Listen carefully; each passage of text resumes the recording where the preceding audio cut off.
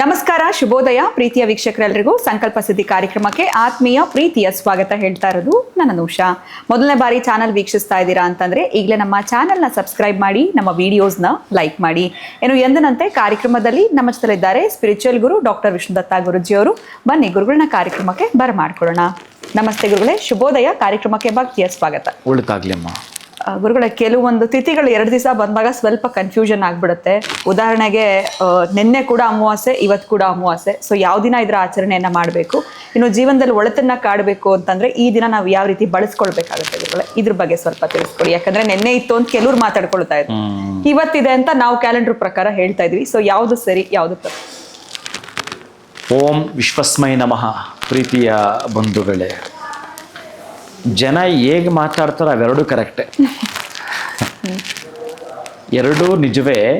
ಸ್ವಲ್ಪ ನೀವು ಗಮನಿಸಿದ್ರೆ ಇನ್ಯಾವತ್ತೂ ನಿಮಗೆ ಪ್ರಶ್ನೆಗಳು ಬರೋದಿಲ್ಲ. ಅಮಾವಾಸ್ಯ ತಿಥಿ ನಿನ್ನೆ 11 ಗಂಟೆಗೆ ಪ್ರಾರಂಭ ಆಗಿದೆ. ನಿನ್ನೆ 11 ಗಂಟೆಗೆ ಪ್ರಾರಂಭ ಆಯಿತು ಅಂದರೆ ಅಮಾವಾಸ್ಯೆ ನಿನ್ನೆ ಪೂರ್ತಿ ಇದೆ. ನಿನ್ನೆ ರಾತ್ರಿ ಎಲ್ಲ ಇತ್ತು. ನಿನ್ನೆ ರಾತ್ರಿ ಪೂರ್ತಿ ತಾಂತ್ರಿಕವನ್ನು ಮಾಡುವ ಅಂದರೆ ನಮ್ಮಂಥವ್ರು ಬೀಜಾಕ್ಷರಗಳು ಬರೆಯುವಂಥದ್ದು, ಬಹಳ ಬೀಜಾಕ್ಷರಗಳನ್ನು ಬರೆಯುವಂಥದ್ದು. ಅವರಿಗೆ ರಾತ್ರಿ ಸಂದರ್ಭದಲ್ಲಿ ಕೆಲವೊಂದು ಯಂತ್ರ ಮಂತ್ರ ತಂತ್ರ ರಚನೆಗಳಿಗೆ ಹೇಳಿ ಮಾಡಿಸಿದ್ದು. ಆಮೇಲೆ ಈಗ ಹೇಗಿದ್ದರೂ ಕೂಡ ರಾತ್ರಿ ಮುಗಿದೋಗಿದೆ. ಇನ್ನು ನಾನು ಅದರ ಮಾತಾಡದೆ ಅಮಾವಾಸ್ಯೆ ಇವತ್ತೇ ಇರೋದು. ನಿಧಾನ ಗಮನಿಸಿ ಪ್ರೀತಿಯ ಬಂಧುಗಳೇ, ನೆನ್ನೆ ಪೂರ್ತಿ ಇದೆ. ಈ ದಿನ ಎಷ್ಟೊತ್ತಿಗೆ? ಒಂದು 9 ಗಂಟೆ 5 ನಿಮಿಷಕ್ಕೆ ಮುಗಿದೋಗುತ್ತೆ, ಅಮಾವಾಸ್ಯೆ ಮುಗಿದೋಗುತ್ತೆ. ಆದರೂ ಅಮಾವಾಸ್ಯೆ ಲೆಕ್ಕ ಇವತ್ತೇ ಪೂರ್ತಿ ಇರೋದು. ಅದು ಹೇಗೆ? ನೆನ್ನೆ ಇದ್ದದ್ದು ಅಷ್ಟು ಪೂರ್ಣ ಅಮಾವಾಸ್ಯೆ ತಾಂತ್ರಿಕಕ್ಕೂ ಮೌನವಾಗಿ ಮಾಡುವ ಕೆಲಸಗಳು. ಮೌನವಾಗಿ ಯಂತ್ರಗಳು ಮಾತಾಡೋದೇ ಮೌನವಾಗಿ, ನೋಟ್ ಸೌಂಡೇ ಮಾಡಲ್ಲ, ಚಿಲ್ಲರೆ ಸೌಂಡ್ ಮಾಡುತ್ತೆ. ಅಮಾವಾಸ್ಯೆಯಲ್ಲಿ ಬರೋದು ಯಂತ್ರಗಳೇ ಹಾಗೆ ಆ ಕೆಲಸ ಮಾಡ್ತಾರೆ. ಮೆಣಸಿನ ಪುಡಿ ಹಾಕ್ಕೊಂಡ್ರೆ ಖಾರ, ಅದು ಹೆಂಗೆ ಅದು ಖಾರ ಅಂಥದ್ದು ಇಟ್ಬಿಟ್ಟಿದ್ದಾನೆ ಭಗವಂತ ಅದರಲ್ಲಿ. ಉಪ್ಪು ಅದನ್ನು ನಾಳೆಗೆ ಹಾಕ್ಕೊಂಡ್ರೆ ನೋಡಿ ಅದರದ್ದು ಗುಣ ಹೇಗೆ ತೋರಿಸುತ್ತೋ ಹಾಗೇ ಯಾವ ಪದಾರ್ಥ ಆ ಪದಾರ್ಥದಲ್ಲಿ ಆ ಗುಣ ಅಡಗಿದೆಯೋ ತೋರಿಸಿದ್ರೆ ಹೆಂಗೆ ತೋರಿಸೋದು? ಮಲ್ಲಿಗೆ ಹೂವಿನೊಳಗಡೆ ಪರಿಮಳ ಇದೆ ಅಂದರೆ ತೋರಿಸ್ತೀರಿ, ಹೆಂಗೆ ತೋರಿಸೋದು? ಹಾಗೇ ಯಂತ್ರಗಳಲ್ಲಿ ಶಕ್ತಿ ಇರುತ್ತೆ. ಇರೋದಕ್ಕೆ ಮತ್ತು ಅದಕ್ಕೆ ಜೀವಾದಿ ತತ್ವನ್ಯಾಸ ಪ್ರಾಣ ಪ್ರತಿಷ್ಠಾಪನಾದಿಗಳನ್ನು ಮಾಡಿದಾಗ ಯಾರಿಗೆ ಯಾವಾಗ ಎಷ್ಟರ ಮಟ್ಟಿಗೆ ಉಪಯೋಗ ಆಗಬೇಕು, ಇಂಜನ್ CC ಅಂತೀವಲ್ಲ ಹಾಗೆ, ಯಾವ ವಾಹನಕ್ಕೆ ಎಷ್ಟು ಇಂಜನ್ CC ಬಳಸಬೇಕು ಹಾಗೆ ಬಳಸುವಂಥದ್ದು ತಾಂತ್ರಿಕ ಪದ್ಧತಿಯಲ್ಲಿ ರಾತ್ರಿ ಮಾಡಿಕೊಳ್ಳತಕ್ಕಂಥ ಪ್ರಯೋಗಗಳಿಗೆ ಅತ್ಯಂತ ಅದ್ಭುತಗಳು ನಿನ್ನೆ. ಆದರೆ ಇವತ್ತು ಪ್ರಾತಃ ಕಾಲಕ್ಕೆ ಯಾವ ತಿಥಿ ಇರುತ್ತೋ ಅದೇ ಪೂರ್ಣ ಅಪ್ಲೈ ಆಗುವಂಥದ್ದು.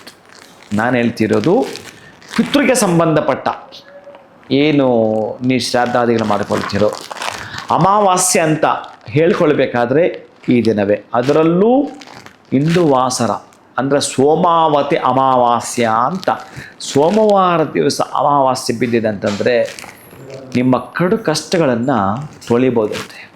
ಯಾವುದರಿಂದ ತೊಳಿತೀರಿ ಗೊತ್ತೇ? ಇವತ್ತು ಬಹುಶಃ ನಿಮಗೆ ಯಾವುದಾದ್ರೂ ಭಯ ಇತ್ತು ಅಂತಂದರೆ, ಮನುಷ್ಯನಿಗೆ ಈ 3 ರೋಗ, ಮರಣ, ಭಯ, ಈ 3 ಎಲ್ಲಿ ತನಕ ಇರ್ತಾವೆ ಅಂತಂದರೆ ರೋಗ, ಭಯ, ಮರಣ, ಈ 3 ಎಲ್ಲಿ ತನಕ ಇರ್ತಾವೆ ಅಂತಂದರೆ ಶಿವಪೂಜೆ ಪ್ರಾರಂಭವಾಗುವ ತನಕ ಇರ್ತವೆ. ಆಮೇಲೆ ಇರಲ್ಲ.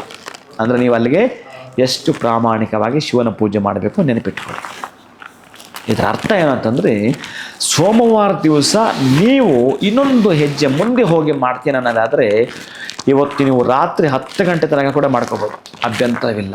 ಪೂರ್ಣವಾಗಿ ಅಮಾವಾಸ್ಯೆ ಲೆಕ್ಕ 9 ಗಂಟೆಯ ನಂತರ ಪಾಡ್ಯಮೆ ಅಂತ ಲೆಕ್ಕ ತೆಗೆದುಕೊಂಡ್ರು ಪಾಡ್ಯಮೆ ನಾಳೆಗೆ ಲೆಕ್ಕ, ನಾಳೆ ಸುರಿದೆ ಪಾಡ್ಯಮೆ ಲೆಕ್ಕ.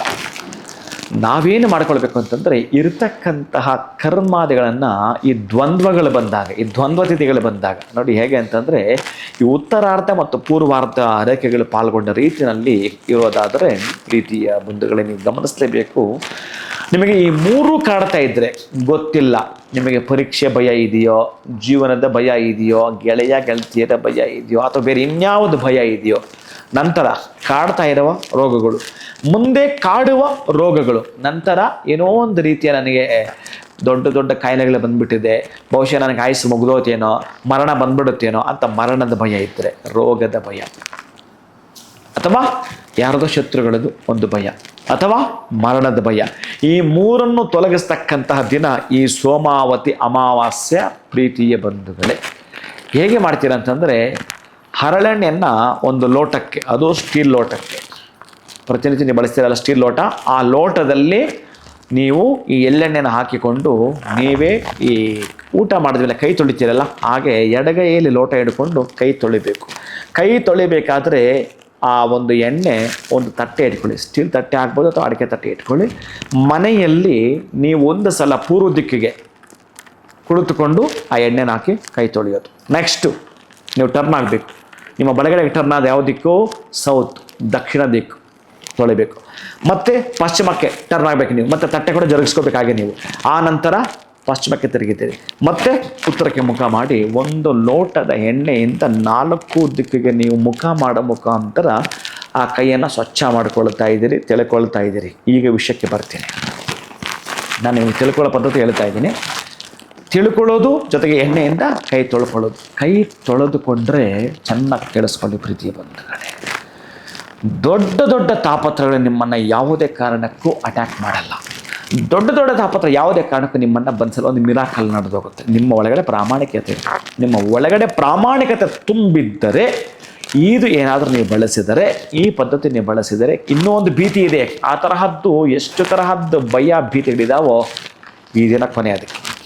ಈ ತಾಂತ್ರಿಕವನ್ನು ನೀವು ಮಾಡ್ಕೊಳ್ಳಿ. ಇದಕ್ಕೆ ಮಂತ್ರ ಇಲ್ಲ, ಬರೀ ತಂತ್ರ ಇದು. ನೀವು ಮಾಡ್ತಾ ಇದ್ದೀರಿ, ನಂತರ ನೀವು ಮನಸ್ಸಲ್ಲೇ ತಿಳ್ಕೊಳ್ಳತಕ್ಕ ನನಗಿರ್ತಕ್ಕಂತಹದ್ದು ಕಾಯ ವಾಚ ಮನಸ್ಸ, ಈ ತ್ರಿಕರಣ ಶುದ್ಧಿ ಇಲ್ಲದೆ ಕೆಲವು ತಪ್ಪು ಮಾಡಿಬಿಟ್ಟಿದೆ ಅನ್ನೋದು ನಿಮ್ಮ ಆತ್ಮಸಾಕ್ಷಿ ಒಪ್ಕೊಂಡಿರಬೇಕು. ಒಂದೊಂದು ಸಲ ನಾವು ಮಾಡಿರೋ ಕೆಲಸ ನಮ್ಮ ಆತ್ಮಸಾಕ್ಷಿ ಒಪ್ಕೊಳ್ಳಲ್ಲ, ಅದು ಕೂಡ ನೆನಪು ಮಾಡ್ಕೊಳ್ಳಿ. ಈ ತರಹದ್ದು ಎಷ್ಟು, ಅಥವಾ ನಿಮ್ಮ ಈ ಹಿಂದೆ ಬದುಕಿ ಬಾಳಿ ಹೋದ, ನಿಮ್ಮ ಗತಿಸಿ ಹೋದ ನಿಮ್ಮ ಕುಟುಂಬಸ್ಥರ ತಂದೆ ತಾಯಿಗಳು, ಅಜ್ಜ ಅಜ್ಜಿಯಂದಿರು ಎಷ್ಟು ಜನ ಇದ್ದಾರೋ ಅಷ್ಟು ಹೆಸರನ್ನು ಒಮ್ಮೆ ನೆನಪು ಮಾಡ್ಕೊಳ್ತಾ ಮತ್ತು ಒಂದೇ ಒಂದು ಸಲ, ಈ 4 ಸಲ ಆದ್ಮೇಲೆ ದಕ್ಷಿಣ ದಿಕ್ಕಿಗೆ ಮುಖ ಮಾಡುವಂಥದ್ದು. ಎಳ್ಳನ್ನು ಮತ್ತೆ ಇನ್ನೊಂದು ಲೋಟದಲ್ಲಿ ಎಳ್ಳಿಟ್ಕೊಳ್ಳೋದು, ಕೈ ತೊಳ್ಕೊಳ್ಳೋದು, ಆ ಎಳ್ಳಿಂದ ಕೈಯನ್ನು ತೊಳ್ಕೊಳ್ಳೋದು, ಬರೀ ಪೂರ್ತಿ ದಕ್ಷಿಣ ದಿಕ್ಕಿಗೆ ತಿರ್ಕೊಳ್ಳೋದು, ಎಳ್ಳಿಂದ ಕೈ ತೊಳ್ಕೊಳ್ಳೋದು. ಮತ್ತು ಇದನ್ನು ನೀವೇನು ಮಾಡಬೇಕಂದ್ರೆ ಒಂದು ಟವಲ್ ತೊಗೊಂಡು ಅಥವಾ ಒಂದು ಕ್ಲಾತ್ ತೊಗೊಂಡು ಒರೆಸ್ಕೊಳ್ಳೋಂಥದ್ದು. ಈ ಒಂದು ಎಣ್ಣೆ ಒಳಗಡೆ ಏನು ಎಳ್ಳು ಬಿದ್ದಿದೆಯೋ ಈ ತಟ್ಟೆ ಸಮೇತ ತೆಗೆದುಕೊಂಡೋಗಿ ಒಂದು ಬನ್ನಿ ವೃಕ್ಷದ ಕೆಳಗಡೆ ಹಾಕಿ ಬರುವಂಥದ್ದು ಪ್ರೀತಿ. ಬನ್ನಿ ವೃಕ್ಷದ ಕೆಳಗಡೆ ಹಾಕಬೇಕು. ಅಥವಾ ಏನು ಹೇಳ್ತಾನೆ ಅಂತಂದರೆ, ಒಂದಷ್ಟು ಹಳ್ಳವನ್ನು ತೋಡಿಬಿಟ್ಟು ಒಂದು ಅರ್ಧ ಅಡಿ ಹಳ್ಳ ತೆಗೆದುಬಿಟ್ಟು ಅದರೊಳಗಡೆ ಹಾಕಿ ಮಣ್ಣನ್ನು ಮುಚ್ಚು ಅಂತ ಹೇಳ್ತಾನೆ. ಈ ರೀತಿ ನೀವೇನಾದರೂ ಮಾಡ್ತೀನಿ ಅಂತಂದರೆ ಏನೇನು ಮುಚ್ಚಾಕದಂಗೆ ಆಯಿತು, ನೀವು ನಿಮ್ಮ ಕಷ್ಟಗಳನ್ನು ಸಮಾಪ್ತಿ ಮಾಡ್ದಂಗೆ ಆಯಿತು, ನಿಮಗಿರ್ತಕ್ಕಂಥ ರೋಗ ರುಜಿನಗಳನ್ನು ಸಮಾಪ್ತಿ ಮಾಡ್ದಂಗೆ ಆಯಿತು, ನಿಮಗಿರ್ತಕ್ಕಂತಹ ಮರಣದ ಭಯ ಸಮಾಪ್ತಿ ಮಾಡ್ದಂಗೆ ಆಯಿತು. ಒಟ್ಟಾರೆ ಅಲ್ಲಿಂದ ಆಚೆಗೆ ಮನೆಗೆ ಬಂದ ಮೇಲೆ ನೀವು ರಾತ್ರಿ ಮಾಡ್ತೀರೋ ಅಥವಾ ಸಾಯಂಕಾಲ ಮಾಡ್ತೀರೋ, ಈಗ ನೀವು ಕೇಳಿಸ್ಕೊಂಡ್ಮೇಲೆ ಮಧ್ಯಾಹ್ನ ಮಾಡಿದ್ರು ಕೂಡ ಇದನ್ನು ಮಾಡಿದ್ದಾದಮೇಲೆ, ಮಾಡುವ ಮುನ್ನ ಒಂದು ಸ್ನಾನ, ಇದನ್ನು ಮಾಡಿದ ಮೇಲೆ ಒಂದು ಸ್ನಾನ. ಆಗಲಿಲ್ಲ ಅಂತಂದರೆ ಒಂದು ತೊಂಬೆಗೆ ನೀರಿಟ್ಕೊಂಡು ಪವಿತ್ರ ವಾ ಸರ್ವಾವಸ್ಥಾಂಗತಪಿ ಯಸ್ಪನೇತ್ ಪುಂಡರೀಕಾಕ್ಷಂ ಸಭಾಹ್ಯ ಅಭ್ಯಂತರ ಸೂಚಿ ಅನ್ನೋ ಮಂತ್ರವನ್ನು ಹೇಳಿಕೊಳ್ಳುತ್ತಾ ನೀರನ್ನು ಪ್ರೋಕ್ಷಣೆ ಮಾಡಿಕೊಳ್ಳೋದು ಪ್ರೀತಿ. ಈ ಅಮಾವಾಸ್ಯೆಂದು ನೀವು ಮಾಡಬೇಕಾಗಿದ್ದ ಕೆಲಸ ಇದು. ಆವಾಗ ನೀವು ದುರದೃಷ್ಟ ಪಟ್ಟಿಯಿಂದ ಅದೃಷ್ಟವಂತರ ಪಟ್ಟಿಗೆ ವರ್ಗಾವಣೆ ಆಗ್ತೀರಿ. ನಿಮಗೊಂದು ಪ್ರಮೋಷನ್ ಸಿಗುತ್ತೆ ಈ ಅಮಾವಾಸ್ಯೆಂದು ಈ ಕೆಲಸ ಮಾಡಿದಾಗ. ಖಂಡಿತ ಗುರುಗಳೇ. ಸೊ ಅಮಾವಾಸ್ಯೆ ಈ ದಿನವನ್ನು ನಾವು ಹೇಗೆ ಬಳಸ್ಕೊಳ್ಬೇಕು, ವಿಶೇಷವಾಗಿ ನಿನ್ನೆ ಆಗೋಗಿದೆ ಅಂತ ಕೆಲವರು ಮಾತಾಡ್ಕೊಳ್ತಾ ಇರ್ತಾರೆ ಅಂದರೆ, ಬಟ್ ಅವ್ರು ಮಾತಾಡ್ಕೊಳ್ಳೋದು ಎಲ್ಲವೂ ಕೂಡ ಸರಿ ಇರುತ್ತೆ.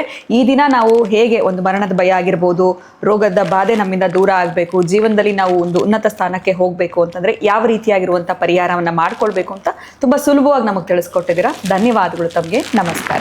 ಹರೇ ಶ್ರೀನಿವಾಸ.